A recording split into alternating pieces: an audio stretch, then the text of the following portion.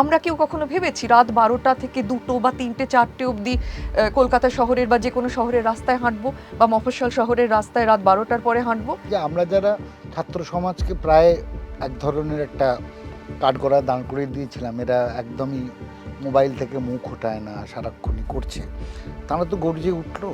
যতই মানে এই ধরনের বিতর্কিত কথা উঠে আসুক, পুরুষরা আসবেন কি আসবেন না সেটা একটা অন্য প্রশ্ন, সেটা নিশ্চয়ই আমরা আলোচনা করব। স্কুলের কিশোরী কিশোররা তারা বসে থাকতে চাইছেন না, তারা বেরিয়ে স্কুলের ছুটির পরে আন্দোলন করছেন। এটা কবে ঘটেছে আমাদের পশ্চিমবঙ্গে? কোনোদিন ঘটে।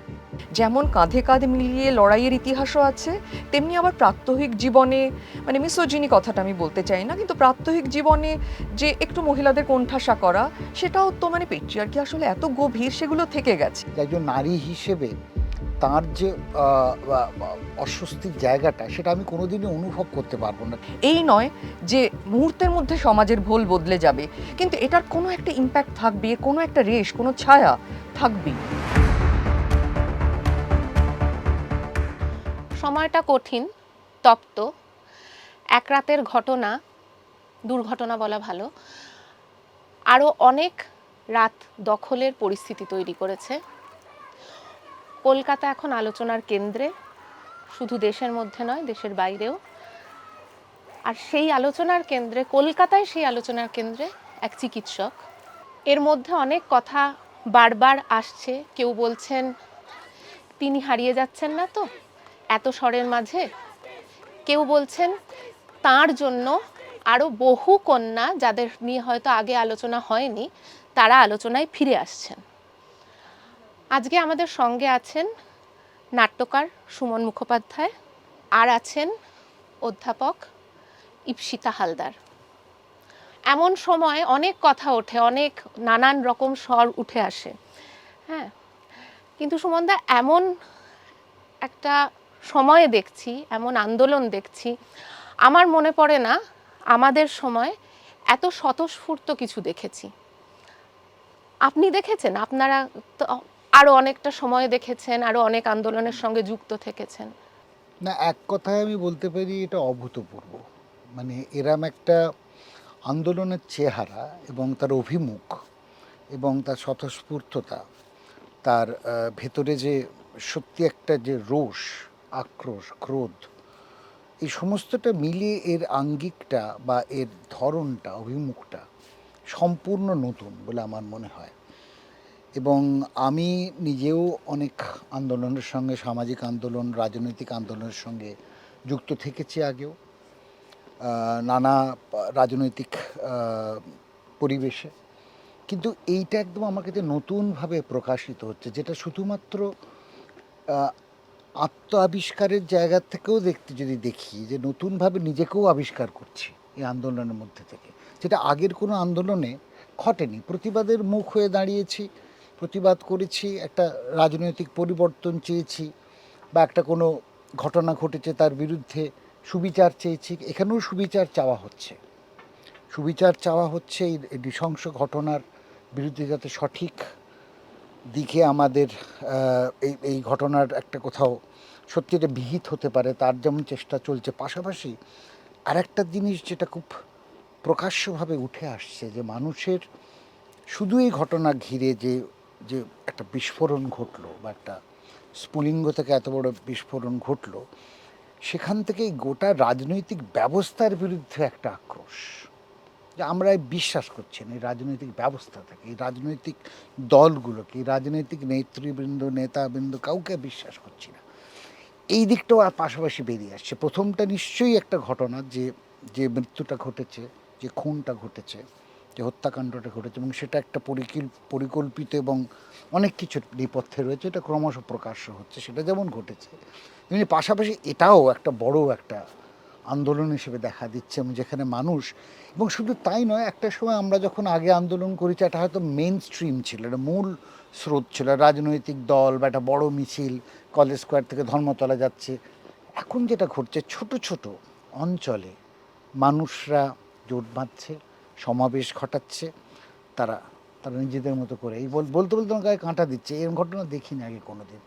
কালকেও যেমন আমি বলছি, আমি এই মানবৈতিক বা মানব শৃঙ্খল, সেখানে চলে গেছিলাম হেঁটে, এমনি গিয়ে দাঁড়িয়ে করলাম। তেমনি আমাদের পাড়াতে, পাশের পাড়াতে দেখছি একটা ছোট মিছিল ঘুরে চলে গেল বিকেলবেলা। এই জিনিসটা কিন্তু আমি এত বছরের আমি তো মানে অনেক, মানে আমি ৮০, ৭০, ৮০, ৯০ দেখেছি একের পর এক। এই জিনিসটা কোনোদিন দেখিনি। এটা অভূতপূর্ব। এটা একটা একদমই মানুষের আন্দোলন, এবং মানুষরা সত্যিই কতগুলো জিনিস সচেতনভাবে ত্যাগ করছেন, যে রাজনৈতিক পতাকা আসবো না, কিন্তু রাজনৈতিক আন্দোলন, এটা ভুললে হবে না। রাজনীতি সচেতন মানুষের রাজনৈতিক আন্দোলন।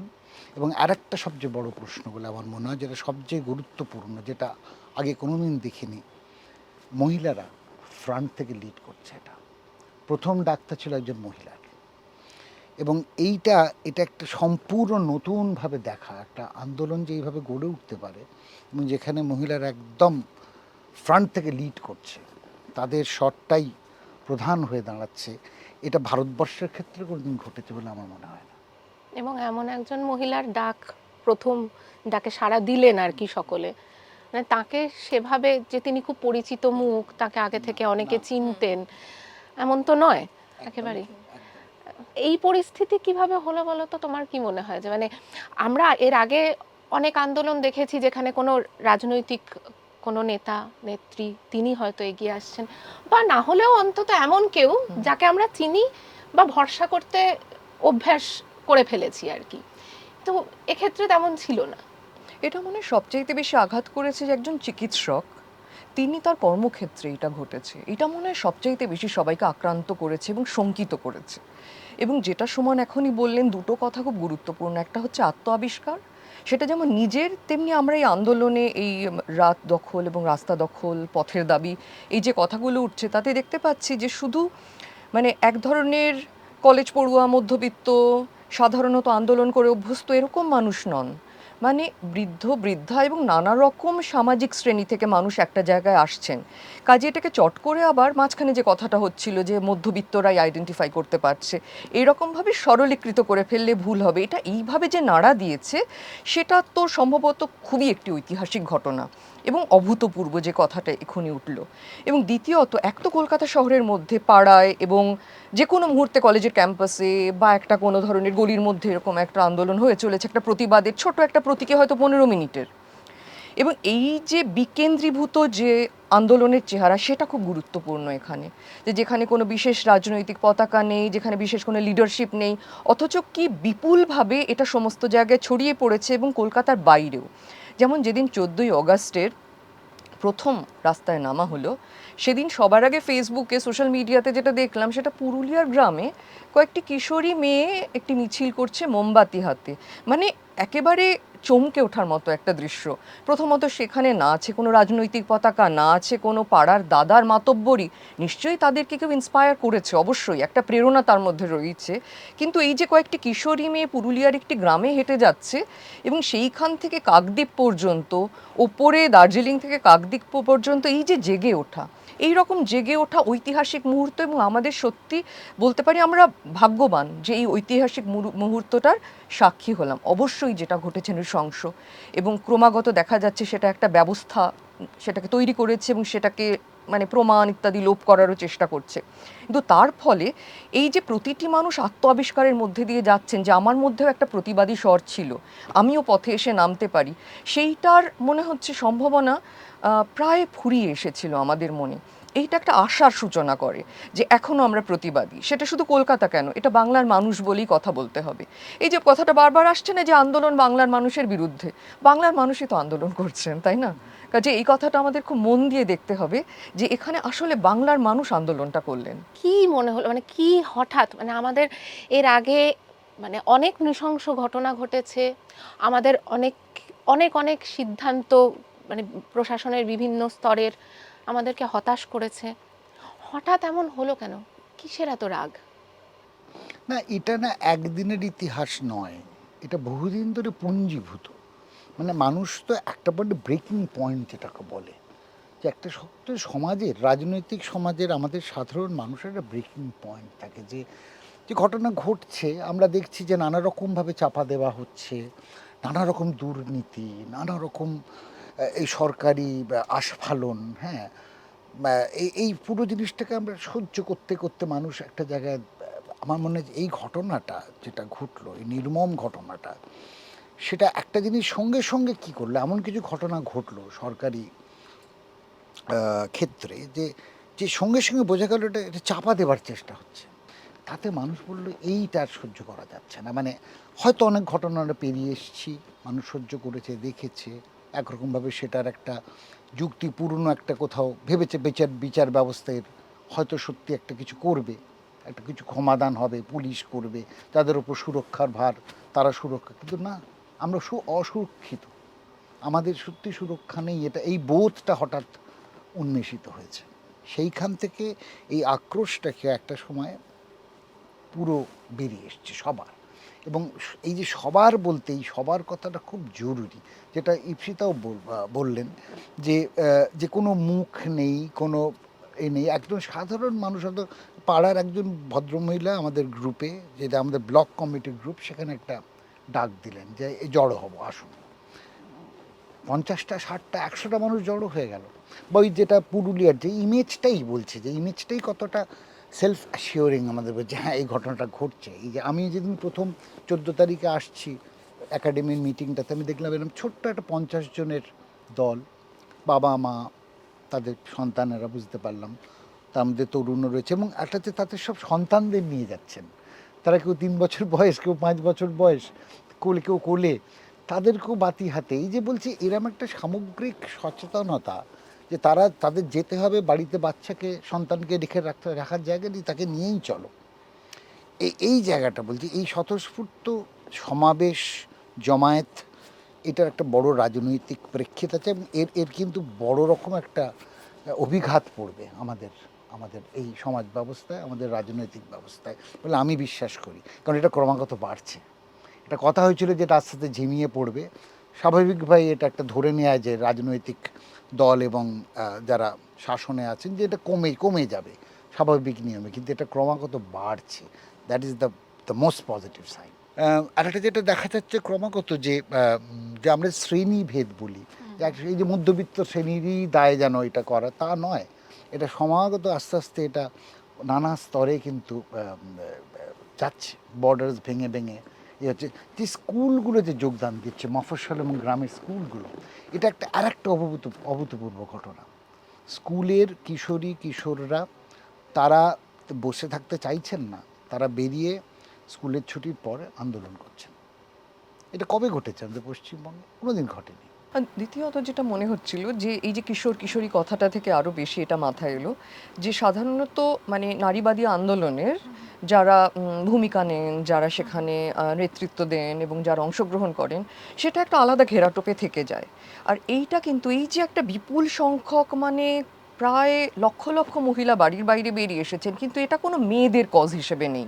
সেটা সবচাইতে শক্তি বলবো, যে একই সঙ্গে তার সঙ্গে যে মানে সহমর্মী এবং সহযোদ্ধা হিসেবে পুরুষরাও রয়েছেন।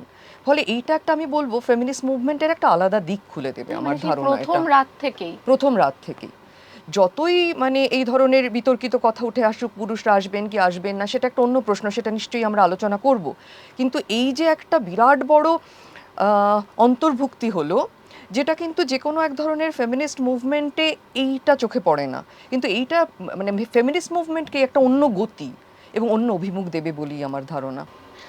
আমি মানে সুমনদার কথার এটা টেনেই বলছি আর কি।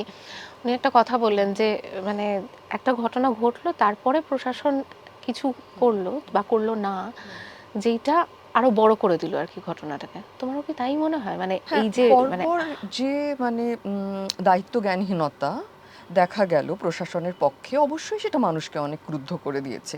যেটা সুমন এখনই বললেন, যে দীর্ঘদিন ধরে কিন্তু মানুষ ক্ষুব্ধ, বিরক্ত, আশাহত, তারা সুরক্ষিত বোধ করছে না, কিন্তু এটা সেটা আগুন দিয়ে দিল, ভলক্যানোর মতো একটা তৈরি হলো, যে সকলেই যেন এটার মধ্যে দিয়ে নিজের যে ক্ষোভটা ছিল সেটা প্রকাশের একটা জায়গা পেয়ে গেল। সবাই দেখছে যে করাপশন, সবাই দেখছে নানা কিছু হচ্ছে, কিন্তু এইটা যেন বা একটা মানে অনুঘটকের মতো কাজ করলো।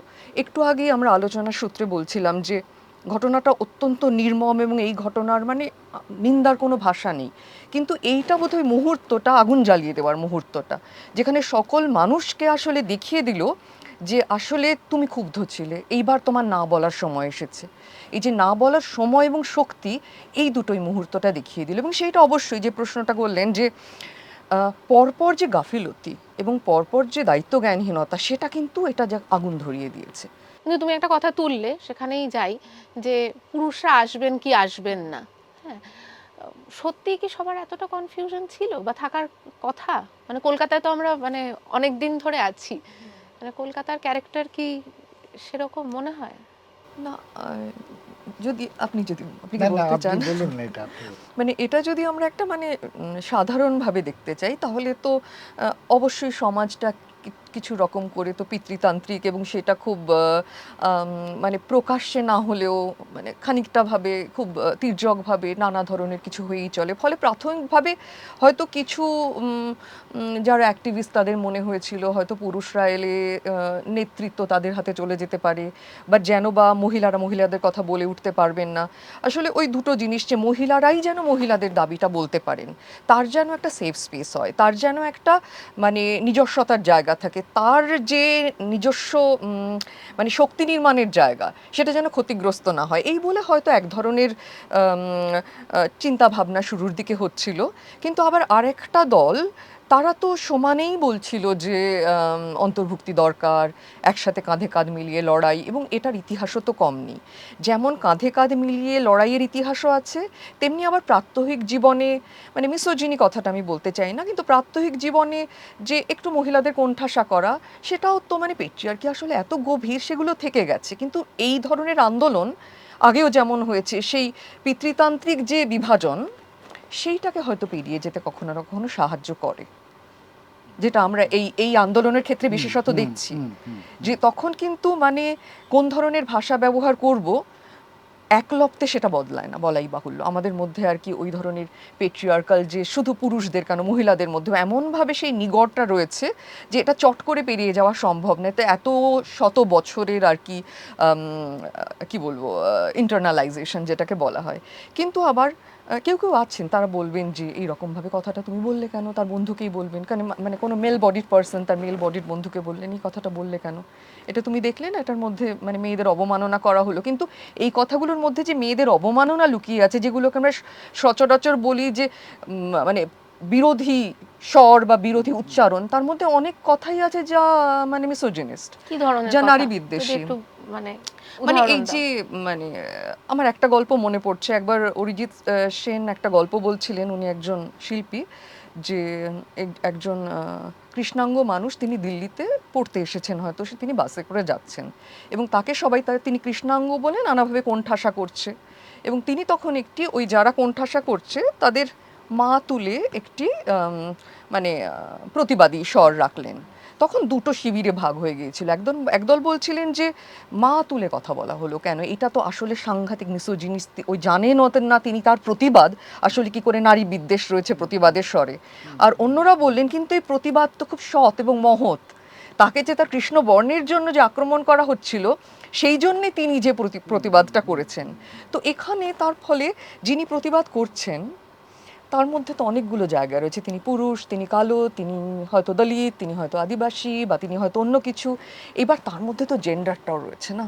কিন্তু সুমন দাও এরকম একটা কথা এবার হ্যাঁ, গল্প এইবার বলছিলেন ফলে আমার মনে আমি কোন কিসের জন্য আমি প্রতিবাদটা করছি, আর তার ফলে আমি অন্য কাকে কি ধ্বংস করে ফেললাম, অন্য কোন জায়গায় আমি পারপেট্রেটর হয়ে গেলাম আমার প্রতিবাদটুকু করতে গিয়ে। আসলে আমাদের প্রত্যেকটা অস্তিত্বের প্রত্যেকটা অংশ, সেগুলো নিয়ে আমাদের আসলে সচেতন থাকার কথা ছিল যে কোনো জায়গাতেই। কিন্তু আরেকটা স্বর উঠছে সুমনদা, সেটা হচ্ছে গিয়ে সব পুরুষ। হ্যাঁ, নিশ্চয়ই আপনার কানে এসছে যে all men are equal, men will be men. হ্যাঁ, মানে সব পুরুষই এরম হয়। হ্যাঁ, আমরা তো নানান রকম দেখছি, যেটা নিয়ে এক্ষুনি কথা হলো, প্রথম দিন থেকে অনেক পুরুষ যোগ দিয়েছেন, পরে তো আরও অনেকে এসেছেন, প্রতিবাদ আরও জোরালো হয়েছে সবাই মিলে এ করা। কিন্তু যখন এগুলো শোনেন, হ্যাঁ, মানে আপনি নিজেও বিভিন্ন জায়গায় গিয়েছেন, হ্যাঁ, তখন কেমন লাগে? না দেখুন, এইটা না ওরকম কেমন লাগে দিয়ে এখন আর ব্যাখ্যা করা যাবে না।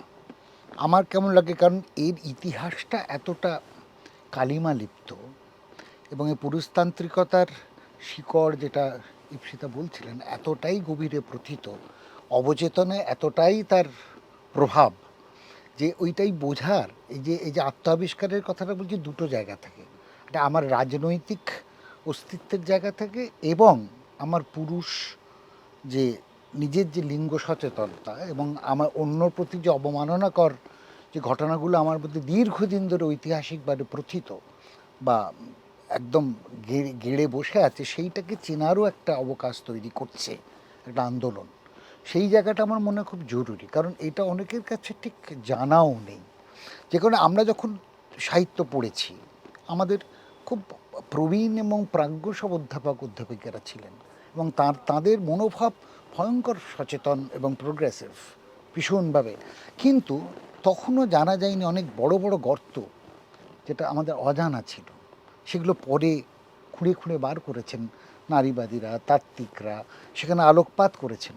যেমন হ্যাঁ, না আমি বলছি যে এই যে লিঙ্গের যে রাজনীতি, এই প্রেক্ষিতে যেমন আমি বলছি, যেমন সাবঅল্টার্ন স্টাডিজ হয়, ইতিহাস যে ওইভাবে পড়া যায় সেটাই তো আমরা জানতাম না, আর একটা ভঙ্গি দেওয়া হলো।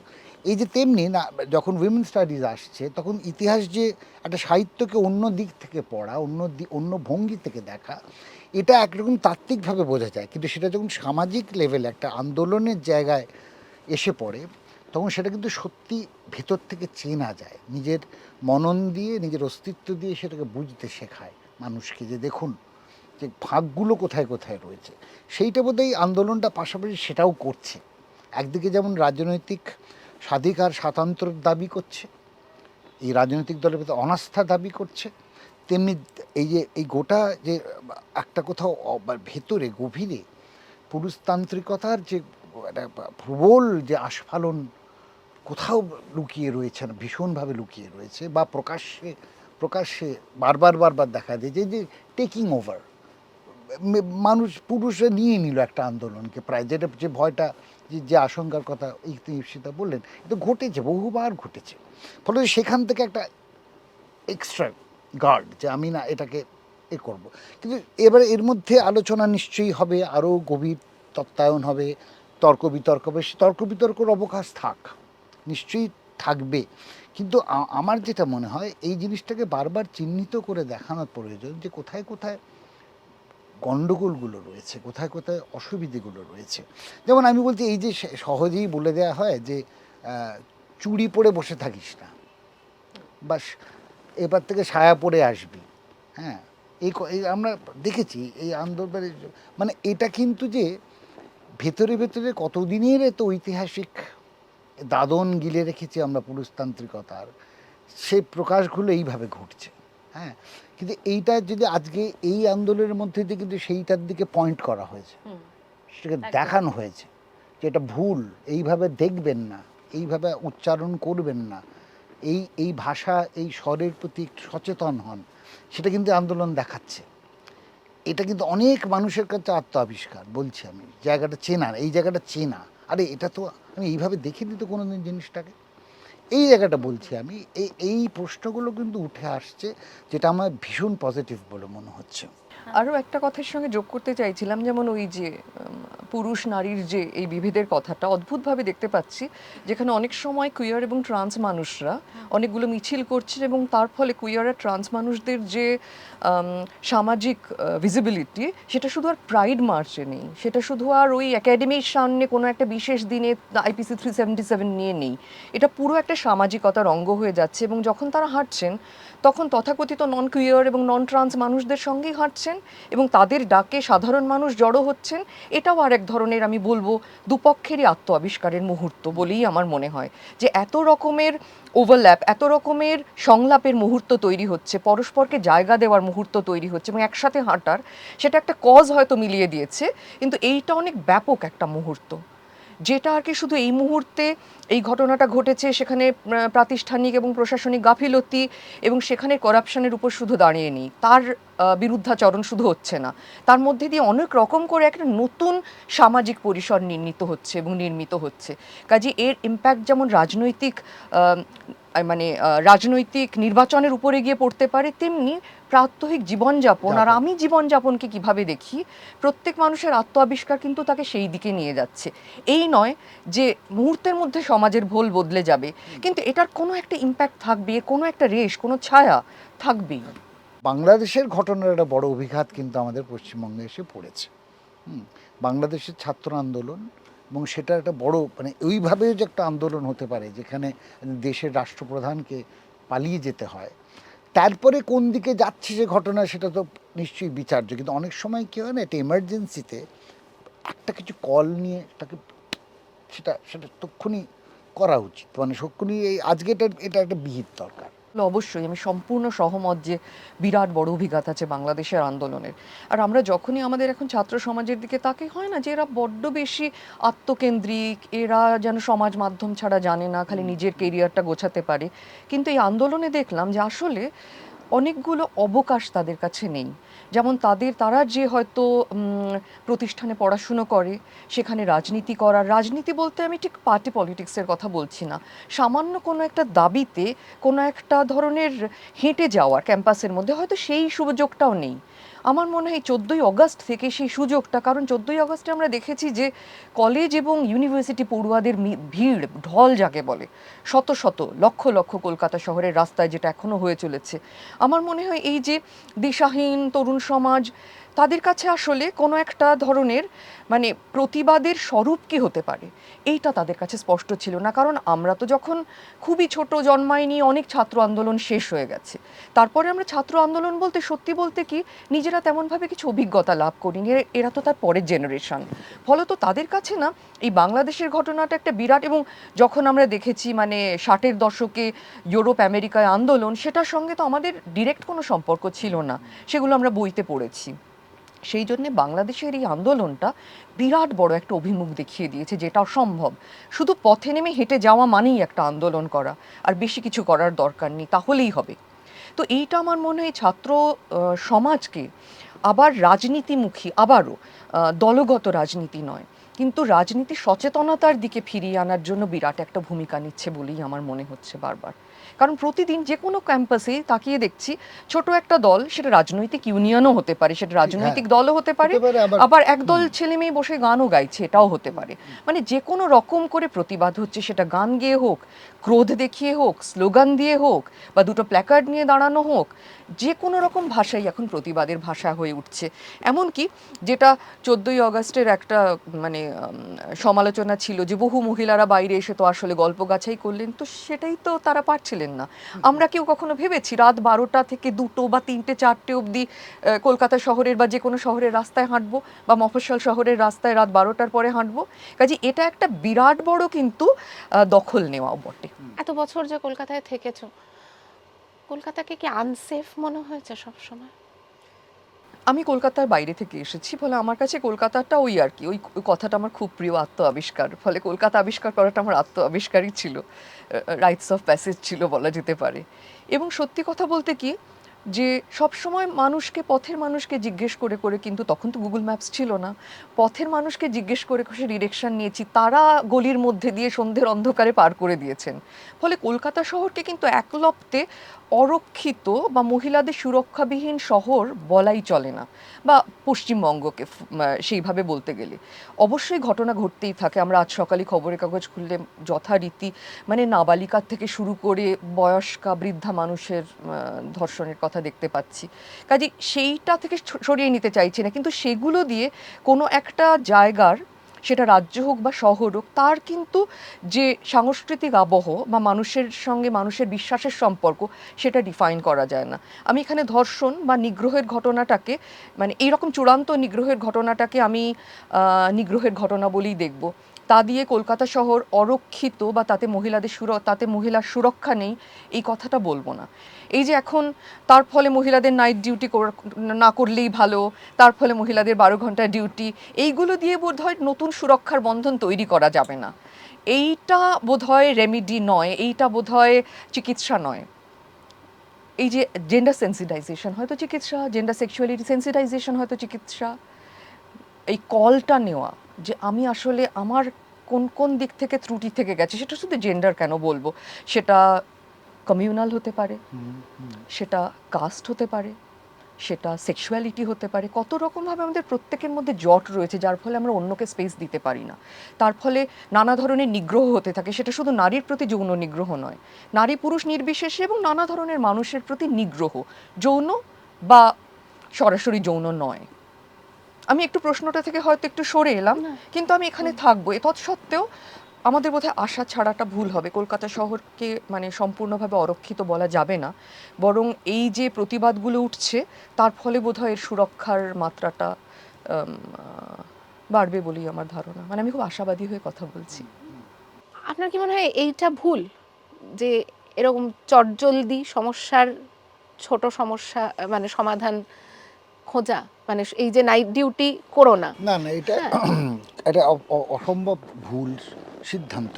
এইভাবে নিয়ে যাওয়া সম্পূর্ণ একটা মানে এর কোনো মানে এই কোনো যুক্তি হয় না। এই যে রাত্রিবেলা তাদের ডিউটি না দেওয়া বা এইটা দিয়ে সমাধান হবে না। এটা এটা সম্পূর্ণ একটা উল্টো দিকে নিয়ে চলে যাবে, এই গোটা লড়াইটাকে উল্টো দিকে নিয়ে চলে যাবে বলে আমার মনে হয়। এবং এটাকে কনফ্রন্ট করতে হবে ফেস টু ফেস, যে হ্যাঁ আরও যে এই কারণেই রাত্রি দখলের প্রশ্নটা উঠলো, যে রাত্রি দখল করতে হবে। এবং এবং এইটা যদি হ্যাঁ, আমিও ঠিক একইভাবে বিশ্বত মতো বলতে পারি, আমার কখনো মনে হয়নি যে এই শহরটা, যদিও আমি সবসময় নিজেকে মনে করি যে একজন নারী হিসেবে তার যে অস্বস্তির জায়গাটা, সেটা আমি কোনোদিনই অনুভব করতে পারবো না। ঠিক যেভাবে আমি একজন এই ভারতবর্ষে একজন হিন্দু উচ্চবর্ণের একজন পুরুষ হিসেবে একজন মাইনরিটির কি তার মানসিকতা কি, সে কীভাবে তার দিকে মানুষ তাকাচ্ছে, আমি কোনোদিন বুঝতেই পারবো না। আমি হয়তো তাত্ত্বিক দিক দিয়ে সেটাকে চেষ্টা করবো একটা একটা অন্যভাবে দেখার, কিন্তু সেটাকে সত্যি শরীর দিয়ে মনন দিয়ে যাপন দিয়ে অনুভব করা আমার পক্ষে সম্ভব নয়, সম্পূর্ণ ভুল হবে। ঠিক সেভাবে নারী যে কোথায় মানে অসুরক্ষিত মনে করছে নিজেকে কোথাও, সেটা আমার পক্ষে ওইভাবে বোঝা মুশকিল নিজের শরীর বা যাচাই দিয়ে। কিন্তু এটার সঙ্গে আমি থাকবো, কারণ এটাই যে মনোভাবের কথা ইপসিতা বলছে, যে পথে ঘাটে রাস্তায় এমনকি আমাদের প্রতিনিয়ত যাপনে প্র্যাকটিসের মধ্যে যে কোথায় ঘটে যাচ্ছে, হ্যাঁ এটা যদি নিজেকে বুঝতে না পারি, আমি এটা বোঝার যদি চেষ্টা না করি, তাহলে কোনো দিনই মনোভাব পাল্টাবে না। এবং এই মনোভাবটা পাল্টানোর আজকে ভীষণভাবে জরুরি হয়ে উঠেছে নানাভাবে। এবং আমরাও বুঝতে পারছি যে আমাদেরই কোথায় বড় বড় ভ্রান্তি রয়েছে নিজেদের বোঝার ক্ষেত্রে। এই জিনিসটাকে বোঝার ক্ষেত্রে এই ভ্রান্তিটাকে নিজেদেরই আমাদের সামলাতে হবে। এবং যাতে মানে এই মনোভাবটা যেন আরও ছড়িয়ে না পড়ে, এবং সেই জন্যে আরও নারীদের রাত্রিবেলা কাজ দিতে হবে। তারা যেন তাদের শুধু তারাই ডিউটি দেন রাত্রিবেলা, এরকম অবস্থায় নিয়ে যেতে হবে বলে আমি বলছি। এটা একটা আমি অন্যভাবে বললাম, একদম একটা অন্য রেসপেক্টেবল, কিন্তু এই ধরনের কোনো সমাধান একদম এই পুরো এটাকে নষ্ট করে দেবে। পুরো আমাদের যে বোধটা যেটা বলছে, একটা নতুন বোধের উন্মেষ ঘটছে, সেই বোধটাই কিন্তু সম্পূর্ণ চাপা দিয়ে দেবে। এটা কখনোই আমি এর সঙ্গে একমত নই। কলকাতাকে চিরকালই আমার যেটা গর্ব ছিল সংস্কৃতির দিক থেকে, বা যে আমাদের দলের এত বছর থিয়েটার করার অভিজ্ঞতা, আমি 40 বছর থিয়েটার করছি, এমন কোনো ঘটনা ঘটেনি হ্যাঁ যেখানে এরম কোনো প্রকাশ্য কিছু ঘটনা ঘটেছে। হয়তো কেউ একটু অস্বস্তি ফিল করেছে, তো এরম ঘটনাও ঘটেছে। এখন নানা ধরনের আমার মনে হয় এই মনোভাবের একটা ব্যাপার থাকে, তো এক ধরনভাবে নতুন করে আবার যেটা আত্মাবিষ্কারের কথা বলছি, নতুন করে লিঙ্গ রাজনীতির ব্যাপারটা নতুন করে চেনা হচ্ছে আবার। আরো মহিলা এগিয়ে আসতে পারবেন, আরো মহিলা কাজের জন্য এগিয়ে আসতে পারবেন, রাতে কাজ করতে কম ভয় পাবেন মনে হয়? আমার তো এটা শুনেই প্রথমেই খুব হাসি পেয়ে গেছিলো, কারণ যারা রাত 8টায় কাজ শেষ করছেন এবং তারপরে তারা লোকাল ট্রেনে চড়ে বহু দূরে, হয় তারা ক্যানিং লোকাল, নয় তো হাবড়া লোকাল, নয় তো বনগাঁ লোকাল ধরে ফিরবেন, তাদের তো বাড়ি পৌঁছতেই গভীর রাত হবে, আবার পরের দিন ভোরবেলা তারা বেরোবেন। তো তাদের জন্য বা রাতে যারা আয়া তারা যে এই যে আসছেন, মানে তাদের কথা কোথায় ভাবা হচ্ছে? মানে এইটা বলে দিলেই কি করে হবে? কাজে ইতোমধ্যেই কিন্তু প্রচুর মহিলারা আসলে মানে শ্রেণী নির্বিশেষে এবং পরিসর নির্বিশেষে, আমরা কলকাতা শহরকে শুধু কলকাতা শহর না ভেবে লোকাল ট্রেনগুলোও ভাবি না, তারা কলকাতা শহরের সম্প্রসারিত অংশ এবং মফস্বল শহরগুলি। কাজেই মানে কোনোভাবেই মহিলাদের বাইরে বেরিয়ে কাজ করা বা রাতের শিফটের কাজ বা যে কোনো সময় কাজ করা, আমার মনে হয় না তাকে কোনোভাবে আটকানো যাবে। এরকম যদি এখন ধর্ষণ বিরোধী আইন আনতে গিয়ে যদি এরকম কোনো কথা বলা হয়, তার বিরুদ্ধেও প্রতিবাদ হবে। মানে এটা একটা অবাস্তব কথা, এটা একটা খুবই অবাস্তব কথা এবং অযৌক্তিক কথা। সোশ্যাল মিডিয়ার কি এখানে অনেক ভূমিকা আছে? মানে আমার অনেক কথা হচ্ছিল, বাংলাদেশের ইনফ্লুয়েন্সের কথা হচ্ছিল, হ্যাঁ, তুমি তোমার ছাত্রছাত্রীদের কথা বললে। এই যে আমরা এতকাল দেখিনি এবং এখন হঠাৎ এত বড় একটা মুভমেন্ট দেখতে পাচ্ছি, একসঙ্গে এত মানুষ জড়ো হচ্ছেন, হ্যাঁ, মানে যেহেতু সোশ্যাল মিডিয়া নিয়ে অনেক খারাপ কথা বলে থাকি আর কি, আমরা সমাজ মাধ্যমে সারাক্ষণ আর কি চোখ রেখে বসে থাকা অমুক তমুক, মনে হয় সোশ্যাল মিডিয়া কোথাও কোনো না, আপনি ঈপ্সিত একটু আগে একটা কথা বললেন যে আমরা যারা ছাত্র সমাজকে প্রায় এক ধরনের একটা কাঠগড়া দাঁড় করে দিয়েছিলাম, এরা একদমই মোবাইল থেকে মুখ ওঠায় না, সারাক্ষণই করছে, তারা তো গর্জে উঠলো। তারা তো মোবাইল সরিয়ে নিশ্চয়ই সোশ্যাল মিডিয়াকে ব্যবহার করা হচ্ছে। Social media is part of our reality. এটাকে আমি আমি আমি এটাকে কিছুতেই বাইপাস করে চলে যেতে পারবো না। এটাকে সঙ্গে কী করে নেগোশিয়েট করব যুক্তিসঙ্গতভাবে, সেটা নিয়েই আমাকে লড়তে হবে। আজকে আমি তরুণ প্রজন্মের আমার নিজের সন্তানের বয়স 17-18, হ্যাঁ, সে তার কাছে আমি যখন কথা শুনি সোশ্যাল মিডিয়ার তার জীবনে কী রোল আমি বোঝার চেষ্টা করি, তার পজিটিভ রোল আছে। সে ভয় পাচ্ছে না, সে নেগোশিয়েট করার চেষ্টা করছে, সে কতটা যুক্তিপূর্ণভাবে এটাকে ব্যবহার করবে। এখন এইটা যে কোনো একটা বড় মুভমেন্টের সঙ্গে তার পজিটিভ নেগেটিভ দুটো দিকই থাকে।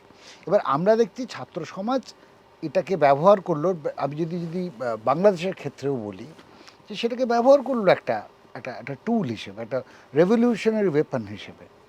তা একটা ওয়েপন যে কখন রেভলিউশনারি হয়ে যায় ইউ নেভার নো, যে কখন সে বৈপ্লবিক হয়ে উঠলো আর কখন সে সত্যি মানুষকে পেছনে টানছে। কিন্তু দেখা যাচ্ছে যে এটাকে রেভলিউশন হিসেবে ওয়েপন হিসেবে ব্যবহার করা যায়। সবসময় যে সেটা নেগেটিভ ইম্প্যাক্ট নেই তা নয়। সোশ্যাল মিডিয়া নিশ্চয়ই এটা, এবং সোশ্যাল মিডিয়া আবার নেগেটিভলি ব্যবহার করা হয়েছে যে ট্রাম্পের ইলেকশনের ক্ষেত্রে আমরা দেখেছি ভয়ঙ্করভাবে। আমরা আমরা ভারতীয় প্রধানমন্ত্রীর ক্ষেত্রে দেখছি, মোদির ক্ষেত্রে দেখেছি, অন্যান্য ক্ষেত্রে যে কীভাবে সেটা তার নেগেটিভ ব্যবহার করা হয়েছে, এবং রাজনৈতিক দলগুলোর ক্ষেত্রে দেখছি নেগেটিভ ব্যবহার করা হয়েছে। কিন্তু আবার দেখা যাচ্ছে সাধারণ মানুষ এটাকে একটা বৈপ্লবিক অস্ত্রে মেটামরফোসিস করে দিতে পারে যদি যদি সুযোগ আসে। এটা ঘটেছে বলে আমার মনে হয়। মানে এই যে সহজেই অর্গানাইজ করে ফেলা গেল শিলিগুড়ি থেকে শুরু করে কাকদ্বীপ পর্যন্ত যদি বলা যায়, তাহলে সেটা সোশ্যাল মিডিয়ার কারণে। এবং শুধু তাই না, একটা স্লোগান উঠছে, মুহূর্তের মধ্যে সেটা ছড়িয়ে যাচ্ছে। কোথায় কে বসে আছে আমরা তার নামও জানি না, সে একটা পোস্টার তৈরি করেছে, আমরা সেই পোস্টারটা মানে আমাদের প্রতিবাদী উচ্চারণ বলে আমরা শেয়ার করে দিচ্ছি। মনে হচ্ছে যে হয় না যে ফেসবুক রাজনীতিটা বা ফেসবুক আন্দোলনটা যেন বা আন্দোলন নয়, কিন্তু আমার মনে হয় এর একটা বিরাট জোর আছে কমিউনিটিটা তৈরি করার জন্য। যেভাবে আমাদের মানে সোশ্যাল মিডিয়া কমিউনিটিগুলো তৈরি হয়, এখন সেটা প্রতিবাদী গোষ্ঠী হিসেবে তৈরি হচ্ছে। দেখো, এই ব্যাখ্যাটা তো চিরকাল ছিল। মানে এই নিয়ে ব্রেস্ট নাটকও লিখেছেন, লাইফ অফ গ্যালিলিও, যে একটা বৈজ্ঞানিক আবিষ্কারকে যখন শাসক গোষ্ঠীর হাতে গিয়ে পড়ে, সে সবসময়ই তাকে নেতিবাচকভাবে ব্যবহার করেছেন। যে কোনো মানে গণজাগরণের ক্ষেত্রে আগে ইন্টারনেট বন্ধ করার একটা ইয়ে থাকে, বাংলাদেশের ক্ষেত্রেও হয়েছে, মানে বিভিন্ন জায়গায় হয়। যারা তরুণ, যারা এইসবে মানে যে কোনো মুভমেন্টে যুক্ত হচ্ছে, তারা কিন্তু খুব জোর দিয়ে বলছে যে এই যে তোমরা ইন্টারনেটকে বারণ করো, ইন্টারনেটের জন্য কিন্তু এটা হলো।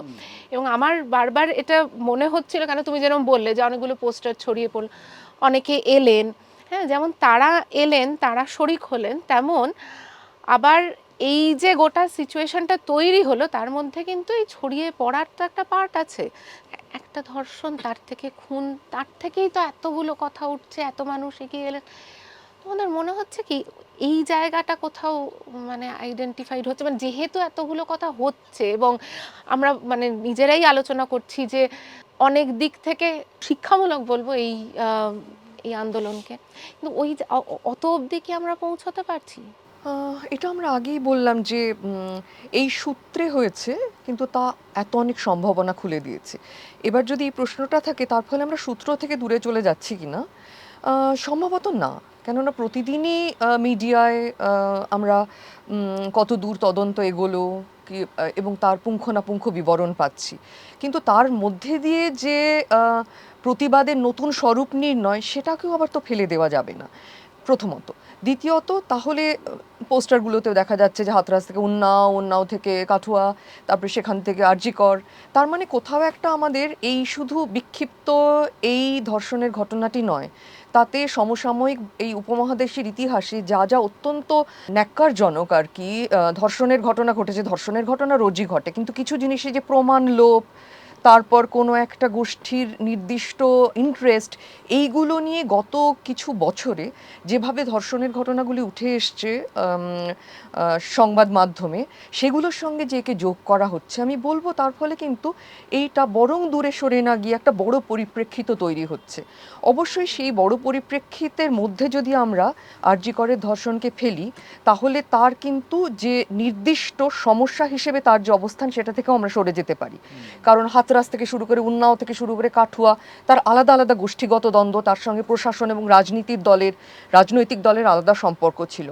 সেইটা দেখতে গিয়ে আমরা যেন মেলাতে গিয়ে এইটার যে বিশেষ প্রশাসনিক মুহূর্ত এখানে দাঁড়িয়ে আছে, সেটা থেকে যেন আমরা সরে না যাই। ফলত আমাদের সবগুলোই থাকে, একটা হচ্ছে নির্দিষ্ট কোনো একটি ঘটনা হিসেবে দেখা, তার সঙ্গে প্রশাসনিক গাফিলতিকে, তার সঙ্গে বড় আবার ধর্ষণের যে রাজনীতি আছে, যার সঙ্গে গোষ্ঠীর অবদমন জড়িত, কোথাও সেটা কমিউনাল, কোথাও সেটা দলিত কমিউনিটির ওপর। এই প্রত্যেকটা যে নিজস্ব পরিপ্রেক্ষিত আমাদের যেন মাথায় থাকে। মানে যে কোনো ধর্ষণের ঘটনাই এক নয়।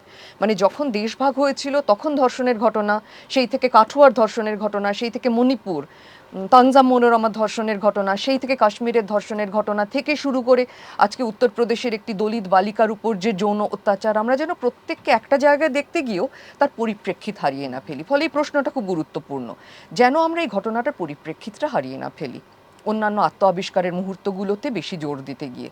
তো ধন্যবাদ এই প্রশ্নটা করার জন্য। এটা কিন্তু বারবার উঠছে এই কথাটা, মানে আমি একা আমার হঠাৎ মনে হলো এমন নয়, অনেকের মনেই কিন্তু এই প্রশ্নটা উঠছে যে এত কিছু চাইছি, এত কথা হচ্ছে। হ্যাঁ, আর সত্যিই তো এরম একটা যেখানে অনেক মানুষ ইনভলভ হয়ে যান, তখন তো অনেক কথা ওঠে। তাতে কেউ বলছে যে আসলে এটা এর মনে এই ক্ষোভটা ছিল, সে সেটা বলছে। আপনার মনে হচ্ছে যে আমরা ওই না না, জায়গায় থাকছি? খুবই ঠিক জরুরি জায়গায়। প্রশ্ন, এবং ঠিকই তাই, প্রত্যেকটার ঐতিহাসিক রাজনৈতিক প্রেক্ষিত আলাদা।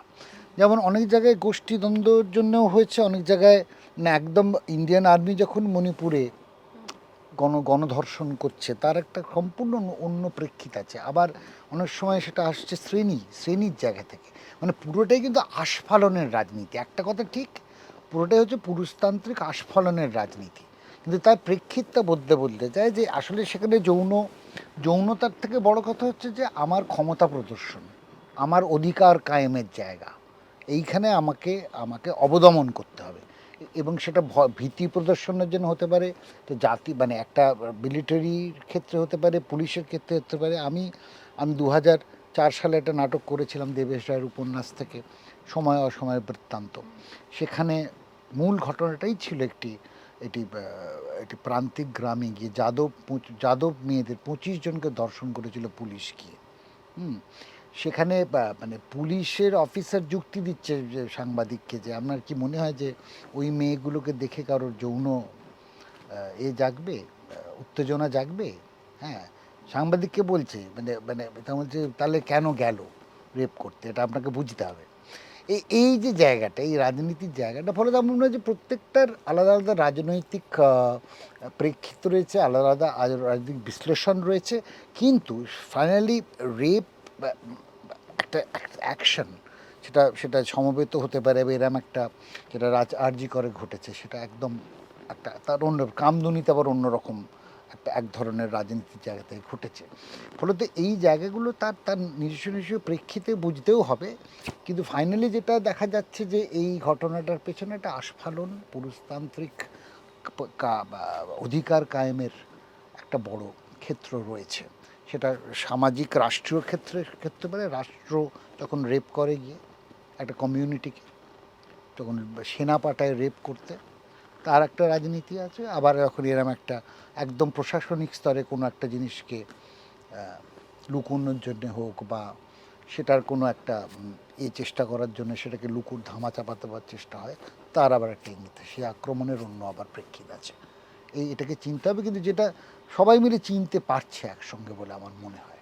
এটা এমন একটা ঘটনা ঘটেছে, একজন চিকিৎসক নিজের কাজের জায়গায় তিনি সুরক্ষিত নন, এরম কথা উঠছে যখন অনেকে হৈ হৈ করে উঠলেন।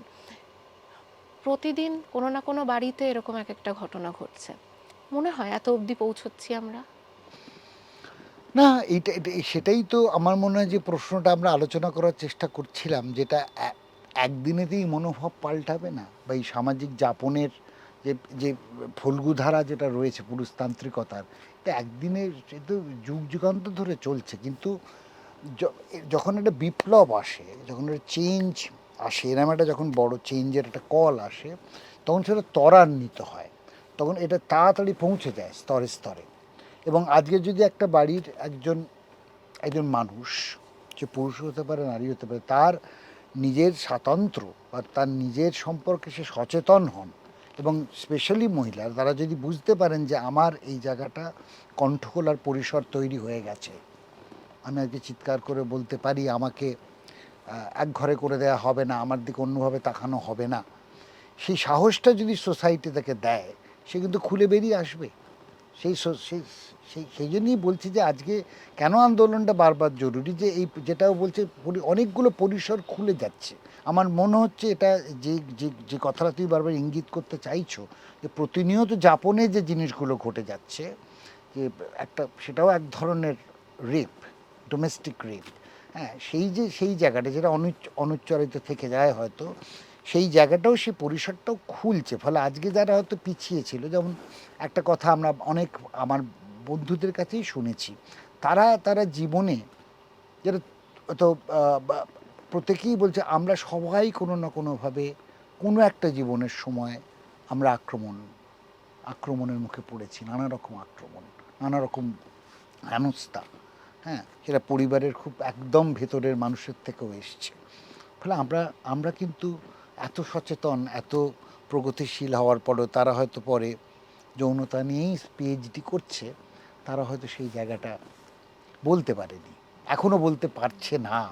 এবং এই যে বলতে পারছে না, তার ভেতরে বহুদিনের পুরুষতান্ত্রিকতারই আস্ফালনের চাপ তাদের ওপর রয়েছে। হ্যাঁ, যে এটা বলা যায় না, বাবা কাকা দাদা, হ্যাঁ, এদের নামে বলা যায় না। এই যে পরিবারতন্ত্রের যে চাপ, যেটা পরিবারতন্ত্র তো মূলত পুরুষতন্ত্র শাসিত, ফলে পরিবারতন্ত্র সেখান থেকেই এসছে।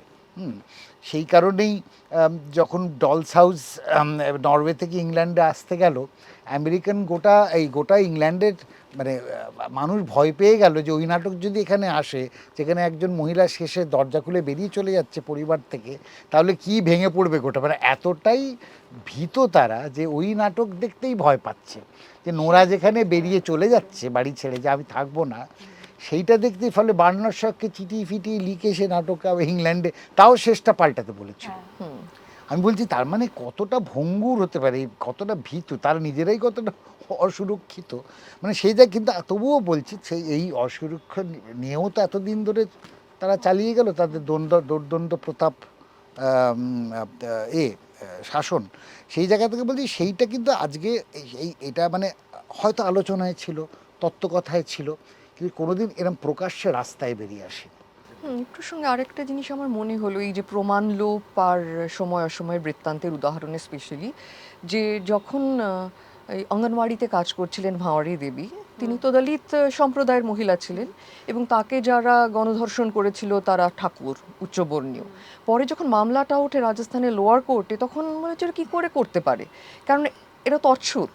তার ফলে অথচ আমরা জানি ভারতের ইতিহাস তৈরিই হয়েছে এই উচ্চবর্ণের নিম্নবর্ণের দলিত মহিলাদের উপর যৌন নির্যাতন, যৌন অত্যাচারের উপরে। ফলত তারপরে আর কি সুপ্রিম কোর্ট থেকে ফাইনালি রায় এলো, এবং তারপরে বিশাখা গাইডলাইন তৈরি হলো, এবং তার ফলে কি হচ্ছে, যদি এরকম একটা ঘটনা ঘটে, তাহলে যদি আন্দোলনের পথ খুলে যায় তাতে কিন্তু অনেক স্ট্রাকচারাল পরিবর্তন আসা সম্ভব। এখানে যেমন আমি বলবো সেখানে আইনি যে রিফর্ম, লিগ্যাল রিফর্ম, সেটা একটা খুব বড় জায়গা নিয়েছে ভাঙড়া দেবীর গণধর্ষণের ঘটনার পর থেকে। ফলে আমরা এইটার দিকেও যদি তাকাই তাহলে সেখানেও কিন্তু নানা রকম লিগ্যাল রিফর্ম এবং আমাদের মনের রিফর্ম তার একটা জায়গা আছে। ফলত আমরা এখানে তো দেখতেই পাচ্ছি প্রমাণ লোপাটের চেষ্টা। ফলত আমরা যদি এই দুটোকে একসাথে মেলাতে থাকি, যে একদিকে এরকম একটা ঘটনা ঘটে গেছে কিন্তু তা থেকে যদি একটা গণ আন্দোলন, অভ্যুত্থানের কথা বলছি না, গণ আন্দোলনের সূচনা হয়, তা কিন্তু নানা ধরনের আত্মিক এবং গঠনগত পরিবর্তনের দিকে নিয়ে যেতে পারে। অন্তত সেইভাবে আমি বলবো, যেহেতু আমরা দেখতে পাচ্ছি নানা ধরনের পেশাগত গোষ্ঠীও নামছেন। আমি দেখেছি যারা আর্কিটেক্ট, তারা তাদের কমিটি থেকে একটা বিরাট বড় মিছিল করলেন, আইনজীবীরা করলেন। ফলে কি হচ্ছে, নানা ধরনের ইন্টারফেস তৈরি হচ্ছে সমাজের মধ্যে। সেইটা হয়তো আমি আবারও অভূতপূর্ব এই শব্দটাকেই তাই, ফিরে যেতে হ্যাঁ, চাইবো। এবং অনেক কিছু সম্ভাবনা আছে, জানা যায় না সেটা হবে কিনা, জানা যায় না কোনো ধরনের গোঁড়া রাজনীতি এটাকে দখল করে নেবে কিনা। এখন আমরা ওই জায়গাটা রয়েছি যে মানে বিকামিং এর স্তরে এটা কোথাও একটা হয়ে উঠছে, নানা রকম কিছু হয়ে উঠতে পারে, সবগুলো সম্পূর্ণ ইতিবাচক নাও হতে পারে, কিন্তু কিছু ইতিবাচক এর থেকে বেরিয়ে আসবেই যদি এটা লাগাতার চলতে থাকে। সেটাই আশা।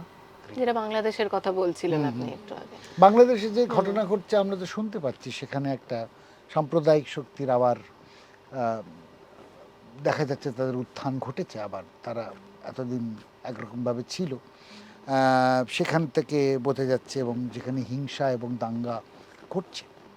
একটা একটা আবার প্রেস বলছে না ঘটছে না, সে খবরও পাচ্ছি, কিন্তু আমি যাদের কাছে শুনেছি তারা বলছেন অসম্ভব খারাপ অবস্থা। এখন সেটা আমরা দেখি কোথায় যায়, হ্যাঁ কোথায় যায়। কিন্তু যেটা করলো, যে ওই আন্দোলনটার অভিঘাত যেভাবে আমাদের পশ্চিমবঙ্গে পড়লো, সেটা বড় পজিটিভ, যে মানুষ দেখতে পেলো যে এইভাবেও একটা প্রতিবাদ আজকের দিন ধ্বনিত হতে পারে, যেখানে মানুষ সব ছেড়ে দিয়ে রাস্তায় নামতে পারে। অনেকের যেমন এটা বিশ্বাস ছিল আমি বলে কি হবে, এখন আমরা বললেও যে হবে, হ্যাঁ, হবে, সেই আরো একটা ইন্টারেস্টিং, রবীন্দ্রসঙ্গীত থেকে শুরু করে আইপিটি এর গানগুলো সব ঘুরে ঘুরে ঘুরে আসছে, ঘুরে আসছে, এক্স্যাক্টলি। রিক্লেম করা হচ্ছে অনেক কিছুই। ঘুম ভাঙার গান, যেটাকে হ্যাঁ। সলিল চৌধুরীর একটা রেকর্ড ছিল, ঘুম ভাঙার গান। বিচারপতি তোমার বিচার করবে যারা, আজ জেগেছে সেই জনতা। শুরুর দিকে প্রথমে বলা হচ্ছিল যে গান গেয়ে কি এরকম একটা সময় গান দিয়ে হয় নাকি, কিন্তু দিকে দিকে দিকে দিকে দেখা গেল যে অনেকে মানে ওই গানই অনেককে জড়ো হ্যাঁ করছে। হ্যাঁ, না তাহির স্কোয়ারে যেটা হয়েছিল, সমগ্র একটা বিশাল, যেখানে সরকার পড়ে গেছিল, রাষ্ট্রশক্তি পড়ে গেছিল, কিন্তু অদ্ভুতভাবে এক বছরের মধ্যেই আবার স্বৈরতান্ত্রিক সরকার ফিরে এসেছিল, আরও বড় স্বৈরতান্ত্রিক সরকার ফিরে এসেছিল। এই ঘটনাও ঘটেছে। ফলে ইতিহাস থেকে আমাদের শিক্ষাও নিতে হবে, বুঝতেও হবে জিনিসগুলো।